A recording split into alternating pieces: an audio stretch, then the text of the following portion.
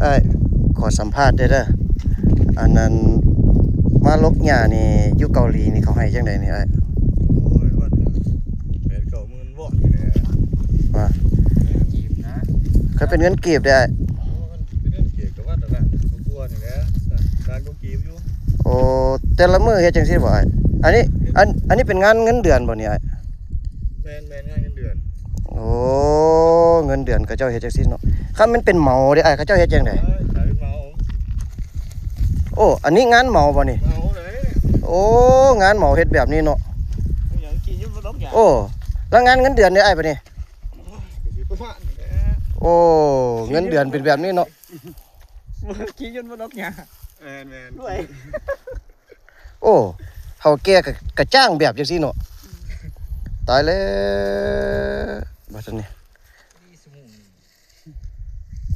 จังซี่เลยนี่แหละโอ้ ทีนี้ทั่วไปสิ เฮ็ดลีเน็ตหัวไปเลย ไม่ได้ถ้าแค่บ่อยู่ คันเฮาแก่มาเด้บัดนี้แกมาบ่ งานเงินเดือนเฮ็ดจังไดนี่โอ้เฮาแก่มาตอนนี้น่ะ เงินเดือนก็ไว้คือเก่าแกมา โอ้เฮาแก่มาต้องเฮ็ดจังซี่คันเฮาแก่หนีเด้บัดนี้โอ้ยนอนกันนอนเฮ็ดบัดนี้น่ะตายแล้วโอ้ห้างบริษัทแต่ว่าจ้างมานี่ปีหน้านี่ไอ้ก็สิมาอีกบ่นี่ปีหน้านี่ท่านเป็นสิ่งสิมาอยู่มาบริษัทเก่าแหละ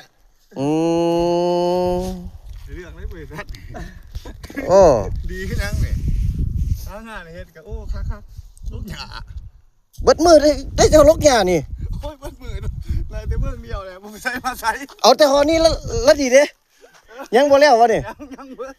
เบิดมือได้แต่หอนี้ตายเลยกับโหดตีบัวบาดนี้น่ะโอ้